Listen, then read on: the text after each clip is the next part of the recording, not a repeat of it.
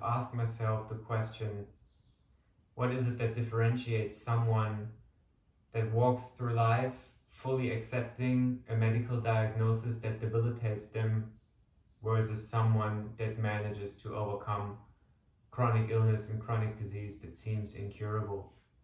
And there's been a small event that happened recently that gave me a little bit of a metaphor that we could use to approach this topic, and that is the metaphor of a cut or of a scratch. I lifted up my girlfriend's dog when we were swimming around the pool. It's quite an anxious dog, and she started to bark and get very upset when someone jumped in. So I picked her up, trying to calm her down, and in her fury and anxiety, she scratched my arm, and I looked and, okay, there's the cut, there's a little bit of blood, it's okay. And the cut reminded me that the healing ability of the human body lays within the human body.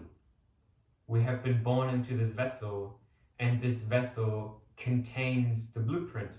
It contains the genetic structure. The code is already in it for the body to heal itself, to repair whatever damage has been caused.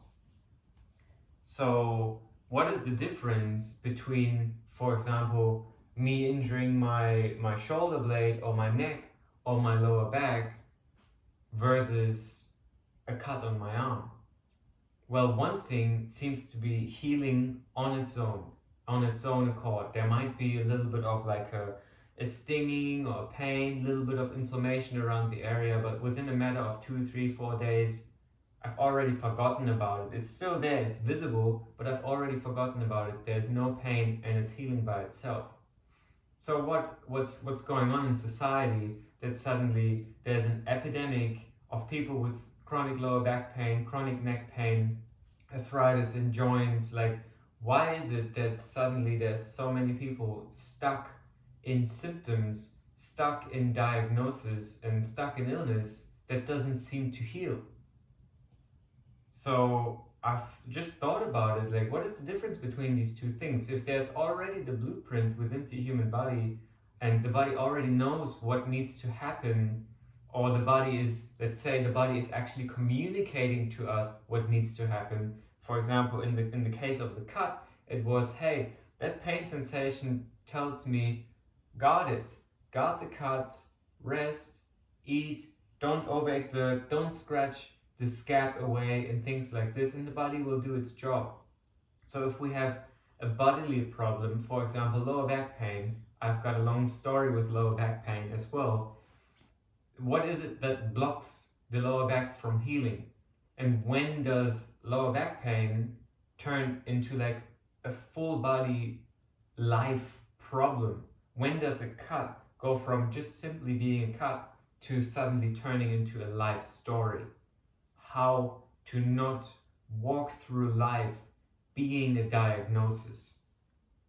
And I think one of the main differences between this cut and chronic lower back pain is that this scratch here was not deep enough and was not strong enough to leave an imprint on my psyche that essentially formed a negative belief around this sensation. I'm not looking at my scratch every single day being like, oh God, I'm not good enough, I deserve this, or I deserve better, or resenting the dog, being upset, oh, this will never heal, oh, this is never going away, oh, I don't know what to do about it. Like, for me, in my own journey with chronic lower back pain, it's been every time when there was that sensation of pain, instead of listening to the body and inquiring and asking, hey, what is it actually that I need right now that would help me deal with this situation gracefully, grow out of it and become stronger? Instead, the pain has left a negative imprint on me that essentially kept me in a loop of doubt, shame, uncertainty, guilt. I'm not good enough, fuck, I'll never get better, everyone else has it so much easier than me because I've got pain. You see where I'm pointing? Like, when does a scratch reach a depth that scratches my soul? to a degree that I'm clinging to that pain. And to a certain degree, I think these negative imprints that happen at the time of injury, they actually can serve quite a significant purpose, the purpose to protect us, the purpose to keep us safe from something that might not be safe to be experienced in that particular moment. So there was a moment when I was at school and we were ice skiing in this hall, you know, where you just put these ice blade things on and you start skiing, and all of my friends made a really long row holding their hands and doing this long loop around the hall. I wanted to join the party, so I grabbed the hand of my buddy, but the like with a whip, the end of the whip is the fastest bit of the whip. I was at the end of the whip and I got so fast, going right into the corner, not knowing how to stop myself. I wasn't so good with these ice blades, that I let go of the hand and essentially slid forward, landing on my sacrum, and I had so much pain that I couldn't really sit for 2 weeks. And everyone in school knew, oh, he's the guy that fell on his ass and couldn't sit properly anymore. God, I was so ashamed. So every single time I sat down in school with this pain in my ass, I was like, oh God, I'm really not good enough. Oh, I'm so ashamed of this. Everyone knows, everyone sees, I'm really bad. And like all of these thoughts started to kind of infuse themselves into that sensation, into the pain in my ass. So guess what? When there are certain life situations in which I feel, in which in the future I felt like my weaknesses and my inability is being exposed, that's deeply linked with pain in my ass, pain in the lower back, pain in the sacrum. So there was actually some form of protection that happened by clinging onto the pain in a way that it's like, oh, we're not gonna go over that threshold again in which I'm potentially being embarrassed in front of everybody, in which my reputation is being crumbled. So clinging and holding on to that pain actually allowed me not to recover and not again go into a situation in which I might need to overcome a certain fear of inability. You see how a scratch can leave a negative imprint, which then serves to protect us from something that might be even more threatening than the pain, which might be the fear of being rejected, the fear of not being good enough. You get the point. So the more we think in a particular way about the sensation in our body, the more we think about the pain in a specific way, the more repetitions we actually do of that mental rehearsal, of that mental emotional rehearsal, essentially creating a web, essentially weaving the narrative into our tissue, into the pain in our body. And we essentially, through repetitions, create a certain tolerance towards enduring or suffering rather that pain, and having an allowance, a habit that allows it to stay there and protect us from not stepping out of it again. So in the case of lower back pain, instead of looking at activating the glutes, activating the core, releasing the tension, maybe assisting my body with the right diet to cleanse out toxins and inflammation and stabilize my body through diet, just hanging on to the pain and hanging on to it, this will never go away, I'm not good enough, I'm not doing it right. So even that imprint weaved itself into doing exercises. When I would go and receive a massage or go and see a physio and they give me exercises and say, hey, here, do some bird dog exercises, core stabilization drills.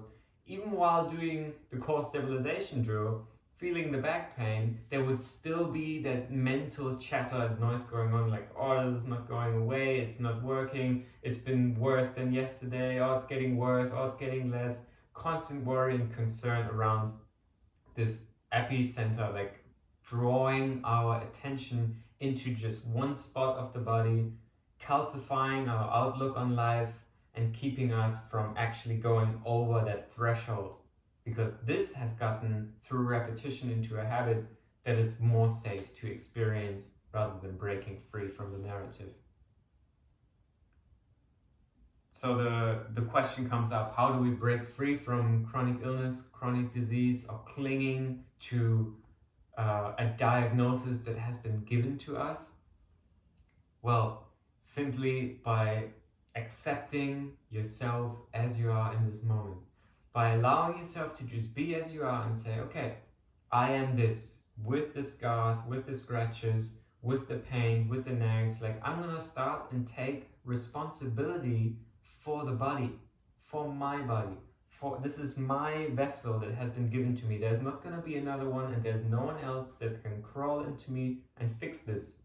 This is me. Accept it. My teacher's teacher says that, like, you probably have had that in your life where you think, oh, my body is failing me, it's not working anymore, it fails me. My teacher's teacher says, before your body fails you, you have already failed it first. You are the one that fails the body by not protecting it, by not listening to it as an ally and as a friend that is there for you, to catch you, to provide for you the information that you need about what's going on. So if your body says pain, listen to it. Give it some attention and give it some love and say, oh shit, I got ankle pain. Okay, I'm gonna accept this. I'm gonna start taking responsibility for it, which comes in the form of educating and learning about the body and learning about myself. Oh, why is there this pain? Oh, I actually feel doubtful and scared to move forward in life and take further steps, as an example.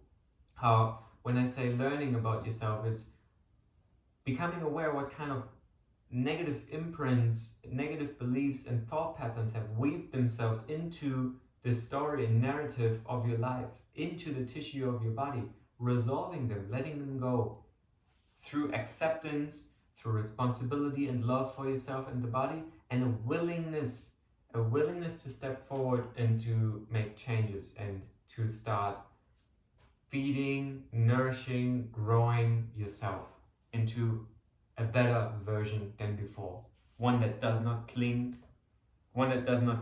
to fear, doubts, shame, and essentially smallness and weakness.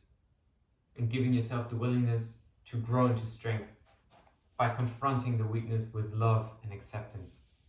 So, what to do? Learn about the body. Learn about how to organize the body and how to hold yourself. Learn about exercises and what muscles need to be engaged and active in order to even stay upright properly instead of being hunched. For example, in office jobs too long, like, what kind of responsibility would that be? Hey, you gotta counter and open the body into the opposite direction so that you don't calcify into one story, and maintain a degree of freedom in yourself. Exercise, how to release and drain tension out of the body, how to breathe properly and use breath to release tension, or how to use breath to invigorate yourself with energy.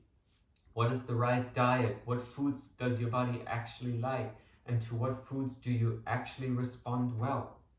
All of these things need to be, to a certain degree, considered if you want actual holistic healing and resolution of an uncurable diagnosis.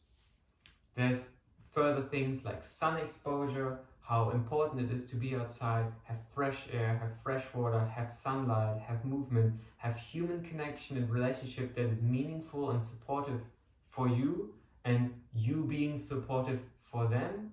We all exist in a web of relationship. We can't do it on our own.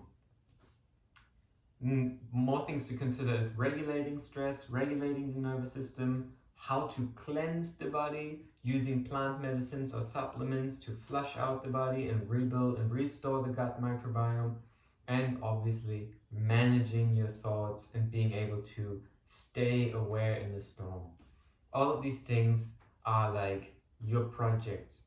These are the projects. This is what it means to be inside of a human body, to be the custodian of a human body, to take care of the human body by giving back into it, by feeding back into it, so that it may grow strong enough that the cup of love is full enough to overflow back into the wider world.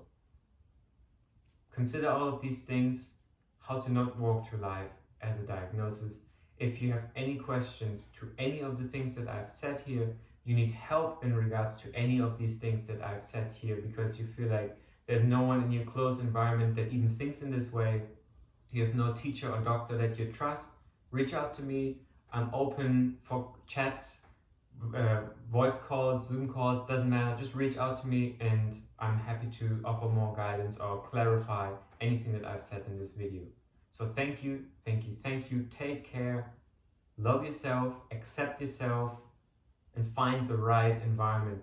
Plant, get the plant out of the nasty pot, put some fresh soil in and get yourself into a nice environment. I wish you all the best.